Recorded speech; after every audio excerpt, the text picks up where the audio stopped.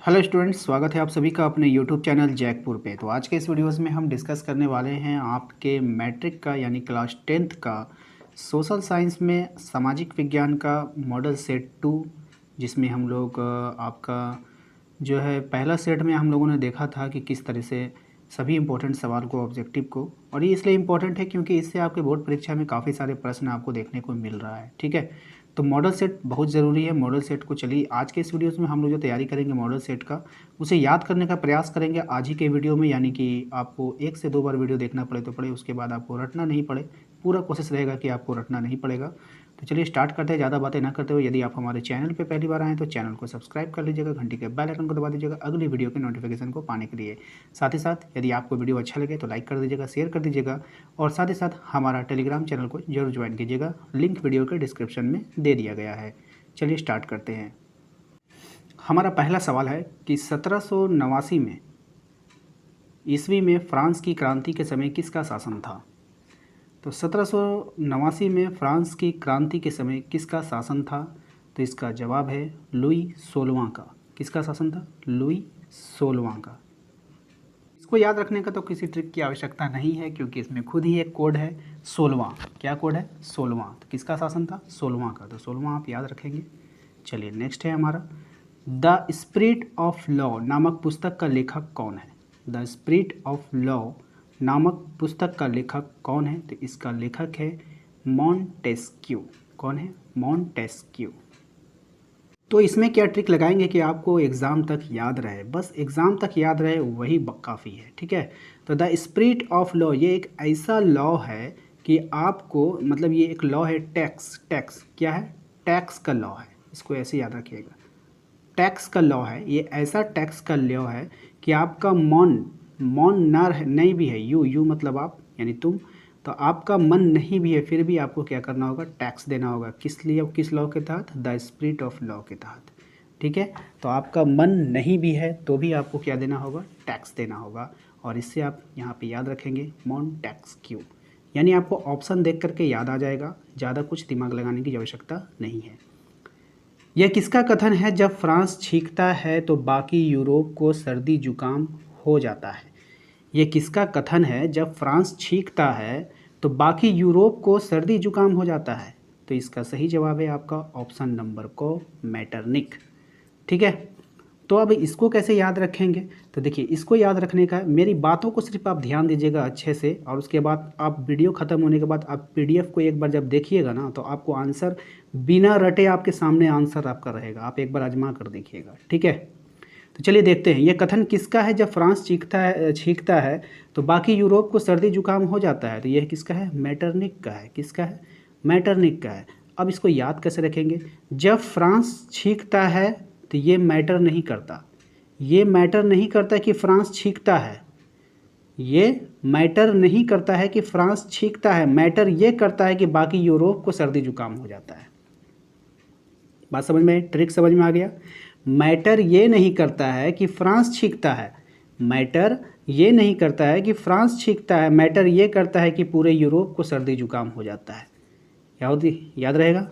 चलिए नेक्स्ट में चलते हैं। जर्मनी का एकीकरण कब हुआ था? तो जर्मनी का जो एकीकरण हुआ वो हुआ था 1871 ईस्वी को। चलिए एकीकरण का यहाँ पे मतलब को समझिए। एकीकरण का मतलब हो गया एक करना। क्या करना? एक करना, साथ में लाना। एकीकरण का मतलब साथ करना, एक करना। ठीक है, तो साथ करना, एक करना, साथ करना, एक करना, साथ करना, एक करना, सात एक, सात एक, सात एक। देखिए यहाँ पे आपको दिख रहा होगा सात एक। ठीक है, एक बार फिर से देख लीजिए। जर्मनी का एकीकरण कब पूरा हुआ था? तो 1871 में, और 71 में आपका है सात और एक। एकीकरण का मतलब एक करना, सात करना, एक करना, साथ करना, साथ साथ साथ से याद रखिएगा, साथ साथ से साथ, एकीकरण करना, साथ करना, सात एक, एक साथ, एक साथ। ठीक है, याद रखिएगा एक साथ, 1871। नेक्स्ट, फ्रेडरिक सोरियू कौन था? फ्रेडरिक सोरियू कौन था? तो फ्रेडरिक सोरियू जो था वो एक फ्रांसीसी चित्रकार था। फ्रेडरिक सोरियू कौन था? एक फ्रांसीसी चित्रकार था। अब इसको याद कैसे रखेंगे? इसको याद रखने के लिए आपको एक इमेज करना है माइंड में कि आपने फ्रांस के चित्रकार को फ्रेंड बना लिया। क्या बना लिया? फ्रेंड बना लिया। किसको फ्रेंड बना लिया? फ्रांस के चित्रकार को। याद रहेगा। अभी हम आपसे पूछेंगे फ्रांस के चित्रकार को क्या बना लिया? फ्रेंड बना लिया। फ्रांस के चित्रकार को क्या बना लिया? फ्रेंड बना लिया। तो इससे आपको याद रहेगा फ्रेडरिक सॉरियो। ठीक है, चलिए नेक्स्ट है हमारा, मतलब कि आंसर को क्वेश्चन से रिलेट करना है। आंसर को क्वेश्चन से क्या करना है? रिलेट करना है। गांधी जी दक्षिण अफ्रीका कब गए थे? गांधी जी दक्षिण अफ्रीका कब? अब इसको याद कैसे रखेंगे? तो इसको याद रखने का सबसे आसान ट्रिक ये है कि देखिए गांधी जी जो है दक्षिण अफ्रीका गए। दक्षिण अफ्रीका में कौन रहते थे? अंग्रेज लोग रहते थे। तो गांधी जी जो है कुछ जानना था, गांधी जी को कुछ जानना था। तो वो उनको यहाँ बुलाए। गांधी जी को कहाँ बुलाए? अफ्रीका से भारत बुलाए, तो वो नहीं आए। तो ते आनवे, तब गांधी जी वहाँ क्या बोले? ते आनवे ना, ते आनवे ना, एक भाषा है ये, ते आनवे ना। इसलिए गांधी जी कहाँ चले गए? तो दक्षिण अफ्रीका चले गए। तो 93 से आप याद रखेंगे 93। क्या है? 93। गांधी जी क्या कह के गए? 93 ना तो मैं आता हूँ। ठीक है, तो गांधी जी दक्षिण अफ्रीका चले गए 93 के कारण। ठीक है, 93 याद रहेगा। चौरी चौरा में हिंसात्मक घटना कब हुई थी? तो चौरी चौरा में हिंसात्मक घटना कब हुई थी? तो इसका सही जवाब हो जाएगा 5 फरवरी 1922 को। इसका ट्रिक हम बाद में देखेंगे, पहले इसको समझ लीजिए कि चौरी चौरा हिंसात्मक घटना क्या थी। कि एक थाने में आग लगा दिया गया था, ठीक है, और काफ़ी उसमें हिंसा हुई थी, जिस कारण से गांधी जी ने असहयोग आंदोलन को वापस लिया था। ठीक है, यही है चौरी चौरा का हिंसात्मक घटना। अब आते हैं इसको याद कैसे रखेंगे। इसकी कहानी तो हमने आपको सुना दिया कि चौरी चौरा में एक हिंसात्मक घटना हुई थी, थाने में आग लगाई गई थी। क्या लगाई थी? थाने में आग लगाई थी, इसमें 22 पुलिसकर्मी को मार दिया गया था। ये एक कहानी है, तथ्य नहीं है, सत्य नहीं है। आपको याद रखने का, ताकि आपको डेट याद रखे। कितने पुलिसकर्मी को मारे गए थे? 22 पुलिसकर्मियों को, अंग्रेज़ों को, अंग्रेज पुलिसकर्मी ऐसे याद रखिएगा, अंग्रेज पुलिसकर्मियों को क्या किया था? भीड़ ने मार दिया था। कितने को? 22 को। ये बात तो आपको याद रहेगी। तो 22 से आपको 1922 याद रहेगा। ठीक है, नेक्स्ट, रॉयल एक्ट कब पारित हुआ था? रॉयल एक्ट कब पारित हुआ था? तो रॉयल एक्ट जो है वो 1919 में पारित हुआ था। और इसको याद कैसे रखेंगे? तो रॉयल से आपको क्या याद रखना है? रोटी याद रखना है। रॉयल से क्या याद रखना है? रोटी याद रखना है। और इस एक्ट के तहत, देखिए ये एक्ट है ना, ये एक तरह का काला कानून था, ठीक है, लेकिन हम यहाँ पर आपको ट्रिक से याद करा रहे हैं, इसलिए इसमें कुछ मनगढ़ंत कहानियाँ होगी। तो रॉयल एक्ट जो है आपका, रॉयल एक्ट में आपको रोटी याद रखना है। रॉयल से रोटी, इस एक्ट के तहत रोटी आपको कितने में मिलती थी? 19 रुपये में मिलती थी रोटी। कितने में? 19 रुपया में महंगी रोटी मिलती थी, ये याद रखना है। रोटी को भी महंगा कर दिया गया। ठीक है, ये हम लोगों ने किया, ठीक है ना, याद करने के लिए किया है, वहाँ कोई महंगा नहीं हुआ था। ठीक है, तो रॉयल एक्ट क्या था? रॉयल से रोटी, रोल किसका बनता है? रोटी का ना, एक तरह का एक वो रोटी ही होता है। ठीक है, आप उसको कुछ भी बोलिए। तो रोल से रोटी। ठीक है, एक्ट का परत हुआ, उसमें क्या एक्ट लगा? क्योंकि उसे महंगा कर दिया गया। कितना महंगा कर दिया गया? तो 19 रुपये का रोटी कर दिया गया था। ठीक है, नेक्स्ट, वंदे मातरम गीत किस पुस्तक से लिया गया है? वंदे मातरम गीत किस पुस्तक से लिया गया है? तो इसका सही जवाब हो जाएगा आनंद मठ। इसका सही जवाब क्या है? आनंद मठ। अब भैया वंदे मातरम कहने में या वंदे मातरम गीत गाने में बड़ा आनंद आता है। क्या आता है? बहुत आनंद आता है। वंदे मातरम गीत को आप सुनिएगा या गाइएगा तो उससे क्या आएगा? आनंद आएगा। क्या आएगा? आनंद आएगा। तो इससे आप लोग याद रखिएगा, आनंद मठ। बापू किन्हें कहा जाता है? इसमें तो कोई भी ट्रिक की आवश्यकता बिल्कुल भी नहीं है। महात्मा गांधी को। बापू किसको कहा जाता है? महात्मा गांधी को, याद रहेगा। नेक्स्ट, साम्यता के आधार पर संसाधन कितने प्रकार के होते हैं? साम्यता के आधार पर संसाधन कितने प्रकार के होते हैं? तो संसाधन 2 प्रकार के होते हैं। ठीक है, इसमें भी कोई ट्रिक की आवश्यकता नहीं है। चलिए नेक्स्ट, निम्नलिखित में से किस राज्य में सीढ़ीदार खेती की जाती है? निम्नलिखित में से किस राज्य में सीढ़ीदार खेती की जाती है, आपको बताना है। तो देखिए सीढ़ीदार खेती, क्वेश्चन नंबर 12 है हमारा, निम्नलिखित में से किस राज्य में सीढ़ीदार खेती की जाती है? तो सीढ़ीदार खेती जो की जाएगी वो पहाड़ी इलाकों में की जाएगी। ठीक है जी, पहाड़ी इलाका है, और सीढ़ीदार खेती का मतलब होता है वहाँ पे सीढ़ीदार ऐसे ऐसे ऐसे ऐसे करके नीचे उतरता चला जाएगा। ठीक है, तो सीढ़ी जहाँ पे रहेगी सीढ़ीदार खेती, तो वहाँ से आपको नीचे उतरना है। सीढ़ी से नीचे क्या करना है? सीढ़ी से कहाँ उतरना है? सीढ़ी से आसमान में थोड़ी ना जाइएगा, सीढ़ी से कहाँ जाइएगा? नीचे उतरिएगा। तो उतरने से उत्तराखंड आपको याद रखना है। सीढ़ी से क्या होता है? ऊपर चढ़ते हैं या नीचे उतरते हैं?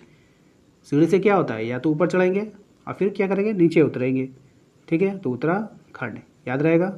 नेक्स्ट, पूर्वी तट के नदी डेल्टाओं पर किस प्रकार की मृदा पाई जाती है? पूर्वी तट के नदी डेल्टाओं पर जलोढ़ मृदा पाई जाती है। कौन सी मृदा पाई जाती है? जलोढ़ मृदा पाई जाती है। अब इसमें आपको याद रखना है कि देखिए नदी है, नदी डेल्टा है, तो नदी में क्या रहेगा? पानी रहेगा। पानी का मतलब हो गया जल, तो जल वाली मिट्टी पाई जाएगी। जल से जलोढ़, याद रखिएगा आप, जलोढ़ मिट्टी पाई जाती है। ठीक है, पूर्वी तट के नदी डेल्टाओं में नदी, नदी से जल, जल से जलोढ़। ठीक है, याद रहेगा। नेक्स्ट, किस मृदा को रेगर या स्वतः जुताई वाली मृदा भी कहते हैं? किस मृदा को, रेगुर होगा या रेगर, मेरे ख्याल से रेगुर होना चाहिए। ठीक है, तो उसको किस स्वतः जुताई वाली मृदा भी कहते हैं? इसका आंसर हो जाएगा आपका ऑप्शन नंबर क, यानी कि काली मृदा को कहते हैं। ठीक है, अब भैया काले आदमी होते हैं या काले व्यक्ति होते हैं या काले जानवर होते हैं, उसको लोग कम पसंद करते हैं। वो अपनी ज़िंदगी स्वतः जी लेते हैं। स्वतः जुताई, स्वतः जी लेते हैं। वो अपनी ज़िंदगी क्या करते हैं? स्वतः जी लेते हैं। उसको किसी की मदद की आवश्यकता नहीं पड़ती है, कोई उसको मदद करता भी नहीं है, यानी कि वो अकेला रहता है, अकेला जीता है, मस्त रहता है। ठीक है, तो किस मृदा को रेगुर या स्वतः जुताई वाली मृदा कहते हैं? तो काली मृदा को, क्योंकि काले लोग, काले जीव जो है अपना जीवन खुद तय करते हैं। ठीक है, देखिए भाई, काले आदमी लोग बुरा मत मानिएगा, ये सिर्फ एक ट्रिक है। ठीक है, मैं किसी को कुछ कह नहीं रहा। चलिए नेक्स्ट है, इनमें से कौन सा संरक्षण का तरीका समुदायों की सीधी भागीदारी नहीं करता है? इनमें से कौन सा संरक्षण का तरीका समुदायों की सीधी भागीदारी नहीं करता है? तो इसका सही जवाब हो जाएगा वन्य जीव पशु विहार का परिसीमन। अब इसको समझ लेते हैं कि है क्या। कौन सा संरक्षण का तरीका, यानी कि उसको जो हम लोग सेफ जोन बनाते हैं जानवरों के लिए, उसमें ये सीधी भागीदारी नहीं करेगा। संयुक्त वन प्रबंधन, हम लोग वन को जो है पूरा संयुक्त कर देंगे, उसका अच्छा प्रबंधन करेंगे। बीज बचाओ आंदोलन, उसको मतलब कि उसके बचाव के लिए भी आंदोलन होता है, तो ये ये सब उसके भागीदारी में शामिल है। चिपको आंदोलन जो हुआ था, और पेड़ों से लोग चिपक जाते थे, पेड़ों को काटने नहीं देते थे, तो ये भी तो आप लोगों का संरक्षण में आ गया। लेकिन यहाँ पे कह रहा है वन्य जीव पशु विहार का परिसीमन, यानी पशु विहार जो है उसका परिसीमन कर रहा है, यानी कि उसको सीमित कर रहा है। ठीक है, तो कोई भी चीज़ को आप सीमित कर दीजिएगा तो उसके लिए क्या होता है? खतरा हो जाता है। ठीक है, तो ये इसका नहीं होगा और इसमें कोई ट्रिक की आवश्यकता नहीं है, इसको आप समझ लीजिए। नेक्स्ट क्वेश्चन देखते हैं। भारत में जैव विविधता में समृद्ध देश है। भारत जैव विविधता में समृद्ध देश है। विश्व की कितनी प्रतिशत उपजातियां भारत में पाई जाती है? तो विश्व की कितने प्रतिशत उपजातियां भारत में पाई जाती है? तो इसका आंसर है आपका 8%। कितना पाई जाती है? 8% पाई जाती है। अब इसका आंसर तो आप लोग को याद रहेगा, इसमें कोई ट्रिक की आवश्यकता बिल्कुल भी नहीं है। अब भाई हमने पूछेंगे आपसे कितने प्रतिशत उपजातियां पाई जाती है, तो सीधा सीधा आंसर है 8%। इसको क्या याद करना है। नेक्स्ट है हमारा भारतीय वन्य जीव संरक्षण होगा, यहाँ पे अधिनियम कब लागू किया गया था? तो भारतीय वन्य जीव संरक्षण अधिनियम जो है आपका 72 में लागू किया गया था, 1972 में। कब लागू किया गया? 1972 में। इसको याद कैसे रखना है? आपको याद रखना है कि वन्य जीव जितने भी होते हैं, जंगल में रहने वाले जीव, उसके रक्षण के लिए यानी उसकी रक्षा करने के लिए अधिनियम बनाया गया, कानून बनाया गया। कितने कानून बनाया गया? तो आपको याद रखना है कि 72 कानून बनाया गया। कितने कानून बनाया गया? 72 कानून बनाया गया। आपको इस तरह से याद रखना है कि भारतीय वन्य जीव रक्षण के लिए 72 कानून बनाया गया, और इसलिए हम लोग याद रखेंगे 1972 को। चलिए अगले सवाल पे चलते हैं। हमारा अगला सवाल है कि भारत में बहुउद्देशीय नदी परियोजना को आधुनिक भारत का मंदिर किसने कहा था? भारत में बहुउद्देशीय नदी परियोजना को आधुनिक भारत का मंदिर किसने कहा था? इसका सही जवाब हो जाएगा जवाहरलाल नेहरू ने। किसने कहा था? जवाहरलाल नेहरू ने। ऑप्शन नंबर गो इसका बिल्कुल सही जवाब है। ठीक है, अब इसको याद कैसे रखेंगे? इसको दो तरीक़ा से याद रख सकते हैं कि देखिए नदी परियोजना में आपको जवाहर नदी जो है आपको याद आएगा। ठीक है, इससे भी आप पकड़ सकते हैं कि नदी परियोजना जब आएगा, बहुउद्देशीय नदी परियोजना, तो आपको जवाहर नदी याद आएगा। तो आप यहाँ से ये ट्रिक निकाल सकते हैं। दूसरा सबसे अच्छा ट्रिक ये रहेगा कि नदी है, ठीक है, और नदी जो है, नदी को मंदिर कब कहा जाने लगेगा? जब नदी में देखिए मंदिर में एक लाल रंग बहुत फेमस होता है। ठीक है, तो आपको इमेजिन करना है कि नदी का पानी जब लाल हो गया, तो उसे क्या कहा जाने लगा? मंदिर कहा जाने लगा। लाल से आप में ध्यान रखिएगा जवाहरलाल नेहरू भी आ जाएंगे। ठीक है, तो इस तरह से आप रिलेट करके याद रखिएगा। नेक्स्ट है हमारा दामोदर नदी घाटी परियोजना किस राज्य में है? दामोदर नदी घाटी परियोजना किस राज्य में है और हम लोग जो हैं उसी राज्य में हैं। हम लोग कहाँ हैं? उसी राज्य में हैं। और हम लोग किस राज्य में हैं हम नहीं बताएंगे। आप लोग कमेंट में जाइए और आंसर टाइप कीजिए 19 का क्या होने वाला है। ठीक है, कमेंट में जाइए 19 लिखिए और 19 लिख करके डैश दीजिए और उसका आंसर टाइप कीजिए। आप लोग क्या करने वाले हैं? दामोदर नदी घाटी परियोजना किस राज्य में है? हिंट्स के लिए यही है कि हम लोग उसी राज्य में हैं। ठीक है, नेक्स्ट है हमारा सरदार सरोवर बांध कौन सा राज्य प्रभावित होता है? सरदार सरोवर बांध से कौन सा राज्य प्रभावित होता है? इसका सही जवाब है गुजरात। कौन सा राज्य प्रभावित होता है? गुजरात प्रभावित होता है। अब इसको याद कैसे रखेंगे? इसको याद रखेंगे, जो सरदार होते हैं, जो पंजाबी लोग होते हैं, जो सरदार होते हैं, वो अपने सर पर जो बांधते हैं, क्या बांधते हैं? पगड़ी बांधते हैं। वो प्रभावित रहता है, हर टाइम प्रभावित रहता है। कब तक? रात में भी प्रभावित रहता है। कब तक प्रभावित रहता है? रात में भी प्रभावित रहता है। सरदार सरोवर बांध से आपको याद है, सरदार लोग जो सर पर बांधते हैं यानी पगड़ी, वो प्रभावित रहता है। कब तक? रात तक प्रभावित रहता है, यानी रात में भी वो उसे क्या करते हैं? उतारते नहीं है, रात तक प्रभावित रहता है। रात से आपको गुजरात याद रखना है। नेक्स्ट, औसत आय की गणना किस प्रकार की जाती है? औसत आय की गणना किस प्रकार की जाती है? तो औसत आय जो होता है, ये देश की कुल आय को देश की कुल जनसंख्या से भाग दे देते हैं। ठीक है, अब देखिए इसको याद करने की कोई आवश्यकता नहीं। औसत क्या होता है? एवरेज होता है। तो एवरेज में हम लोग क्या निकालते थे?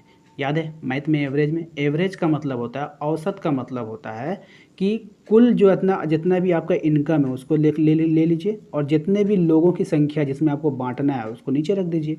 तो वही चीज़ ना यहाँ पे किया है। देश की कुल आय, देश में जितना इनकम हुआ उसको ले लीजिए ऊपर, बटा में क्या करें? देश की कुल जनसंख्या, जितने लोग, उसको नीचे। जब डिवाइड मारिएगा तो प्रत्येक व्यक्ति का आय निकल जाएगा, प्रति व्यक्ति आय। ठीक है, समझ में आ गया आपको? इसमें कुछ और कोई दिक्कत नहीं है, आपको समझ में आ जाना चाहिए।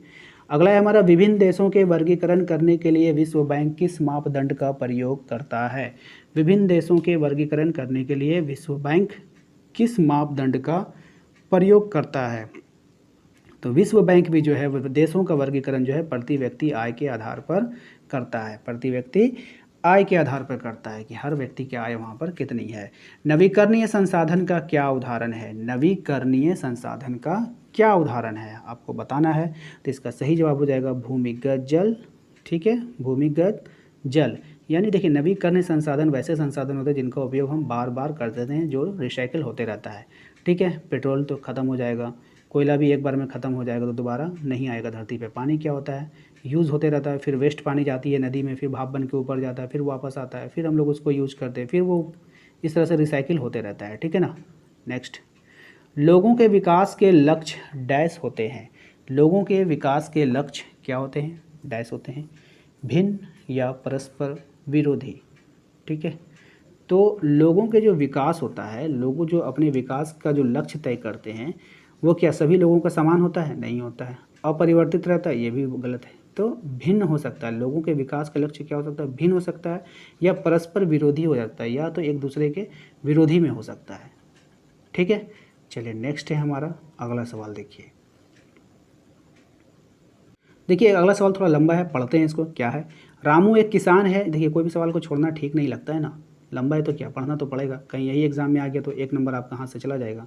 तो आप लोग भी थोड़ा सा स्किप मत कीजिएगा, देख लीजिएगा ज़रा बढ़िया से, समझे ना। तो रामू एक किसान है जिसे अपने अधिवेश गेहूं का एक आटा मिल के मालिक को 10 रुपये प्रति किलोग्राम की दर से बेचा। मिल मालिक ने बिस्कुट कंपनी को आटा 15 रुपये किलोग्राम की दर से बेच दिया। बिस्कुट कंपनी ने आटे के साथ चीनी, तेल जैसी चीज़ें को उपयोग करके एक पैकेट बनाई और उसमें उपभोक्ता को 80 रुपये में बिस्कुट बेचा। सकल घरेलू उत्पाद की गणना में उपयुक्त में से किस वस्तु के मूल्य को लिया जाएगा?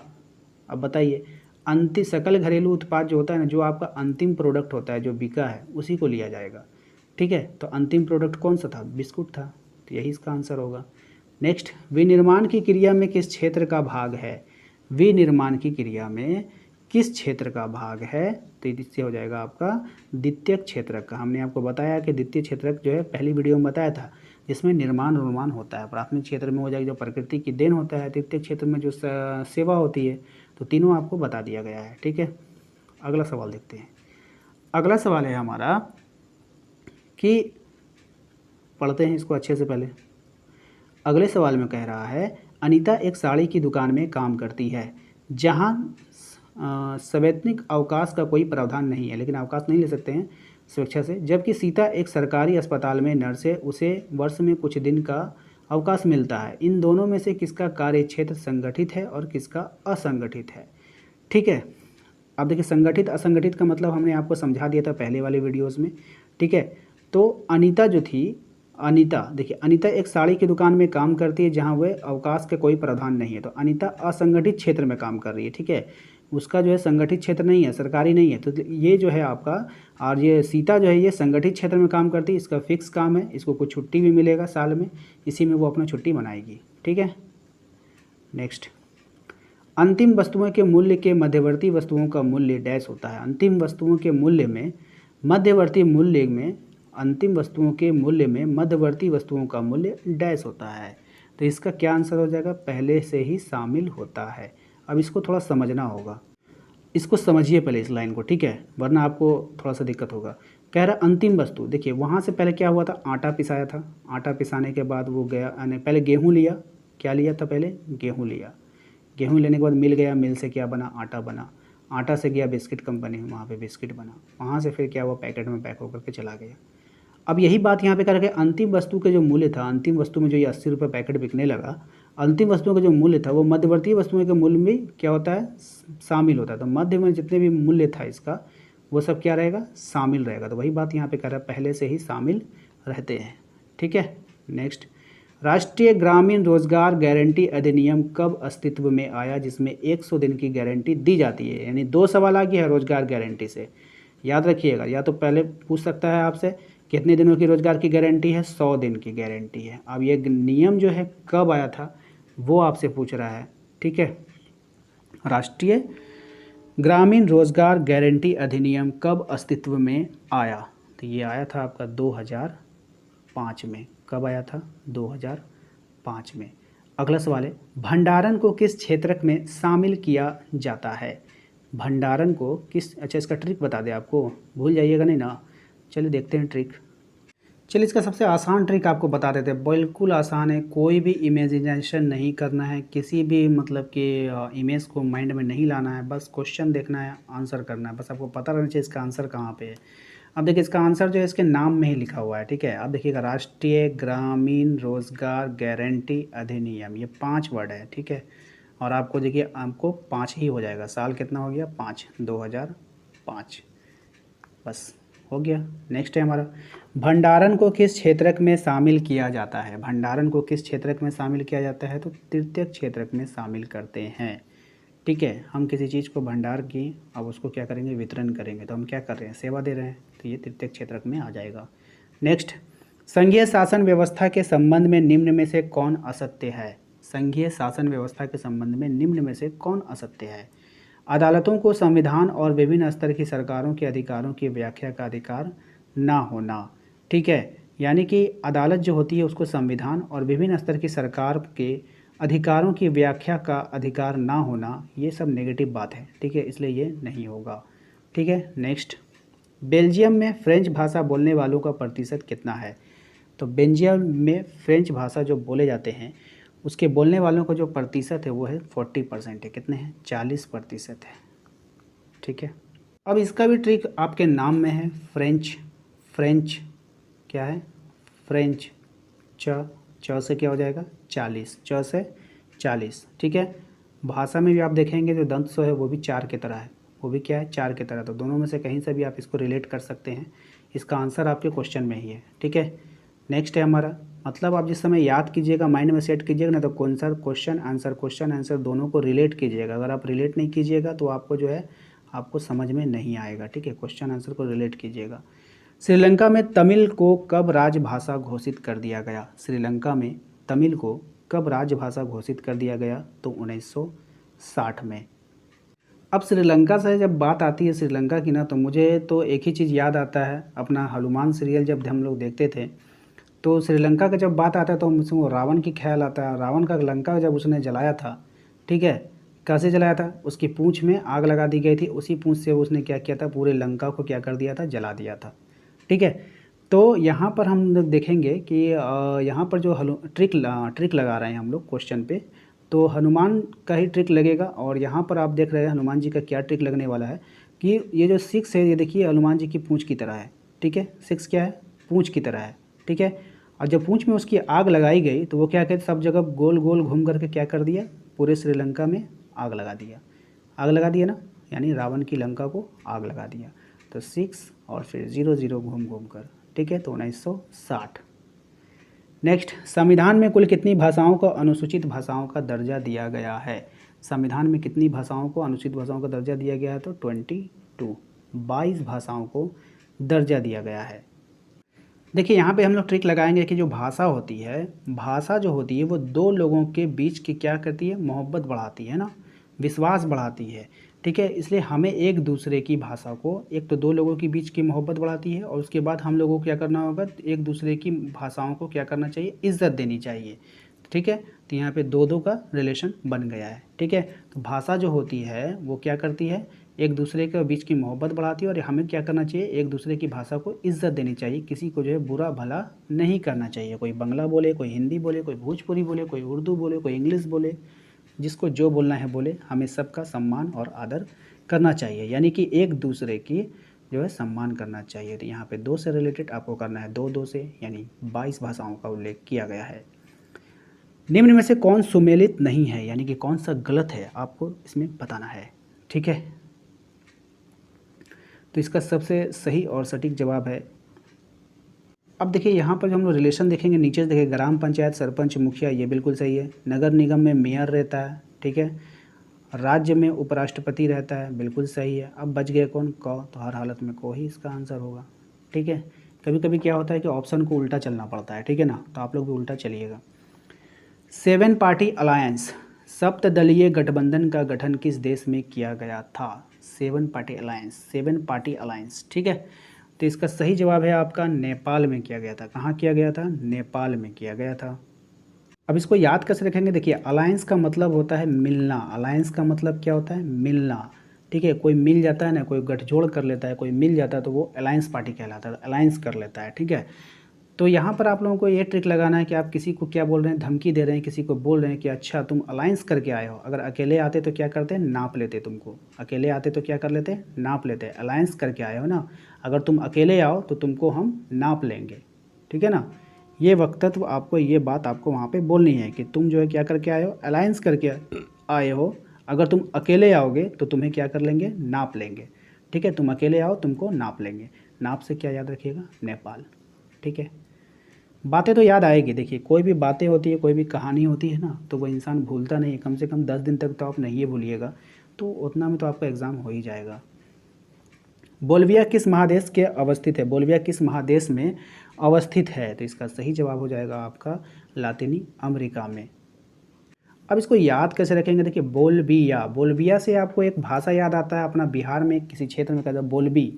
बोलबी किसी को बोलने के लिए अगर कहा जाएगा, खास करके फीमेल वगैरह को, तो वहाँ पे कहता है लोग बोलबी, क्या, बोलबी, है ना, बोलबी, बोलबी की लात मारियो, इस तरह से भाषा आता है, ठीक है। और ख़ास करके हम लोग जहाँ जिस एरिया में रहते हैं वहाँ पर ये काफ़ी फेमस हो जाता है, बिहार झारखंड में, ठीक है। बोलबी की लात मारियो, तो लाते मारियो से आपको याद रखना है अमेरिका, लातिनी अमेरिका, ठीक है। बोलबिया से बोलियो, बोलबी, ठीक है, और लातिनी से लात मारियो, याद रखिएगा। बोल्विया में जल युद्ध नामक आंदोलन का नेतृत्व किसने किया था? बोल्विया में जल युद्ध नामक आंदोलन का नेतृत्व किसने किया था? फेडेक कौर ने। किसको?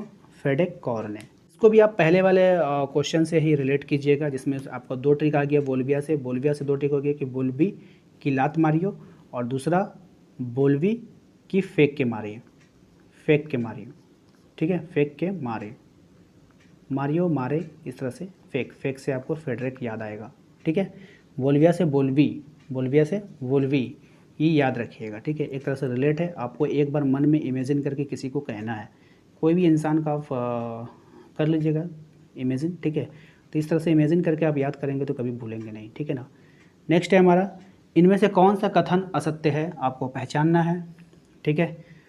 तो इसका हम डायरेक्ट आंसर आपको बता देते हैं, पढ़ लीजिएगा। दबाव समूह और राजनीतिक दल समान प्रकृति के। अब बताइए, दबाव समूह और राजनीतिक दल, दबाव समूह अलग चीज़ है, वो प्रेशर बनाती है पार्टियां। एक होता है राजनीतिक दल, समान प्रकृति के है, बिल्कुल भी नहीं है, तो ये गलत हो जाएगा। ऑप्शन नंबर घ इसका सही जवाब है। नेक्स्ट है अगला सवाल, नेपाल में SPA 7 पार्टी अलायंस ने किसे अंतरिम सरकार का प्रधानमंत्री चुना था? ठीक है, तो किसे चुना था नेपाल में? तो राजा बीरेंद्र को। किसको चुना था? राजा बीरेंद्र को। चलिए, इसको याद रखने का ट्रिक आपको बता देते हैं कि नेपाल में SPA 7 पार्टी अलायंस ने अंतरिम सरकार का प्रधानमंत्री किसे चुना? तो राजा बीरेंद्र को। तो अब इसको याद रखेंगे एक थोड़ा सा हास्य पद में कि नेपाल का जो ये पार्टी थी SPA 7 पार्टी अलायंस, ये कैसी सरकार को चुनती है? ऐसे, वहाँ तो राजा होते हैं, आपको पता होगा, तो ऐसे राजा को चुना जो बियर पीते रहता है। ऐसा राजा को चुना जो बियर पीते रहता है। क्या करते रहता है? बियर पीते रहता है। तो बियर से आपको वीरेंद्र याद रखना है कि उन लोगों ने ऐसे राजा को चुना जो बियर पीते रहता है। क्या पीते रहता है? बियर पीते रहता है। तो उम्मीद करते हैं कि आप लोगों को आज का ये वीडियो अच्छा लगा होगा। वीडियो अच्छा लगा है तो जल्दी से लाइक कर दीजिएगा। चैनल पे यदि पहली बार आए हैं तो चैनल को सब्सक्राइब कर लेना है। घंटी के बेल आइकन को दबा देना है अगली वीडियो को नोटिफिकेशन को पाने के लिए। और टेलीग्राम का लिंक आपको डिस्क्रिप्शन में मिल जाएगा, उसको ज़रूर ज्वाइन कर लीजिएगा। चलिए, मिलेंगे अगले वीडियो में। Thank you.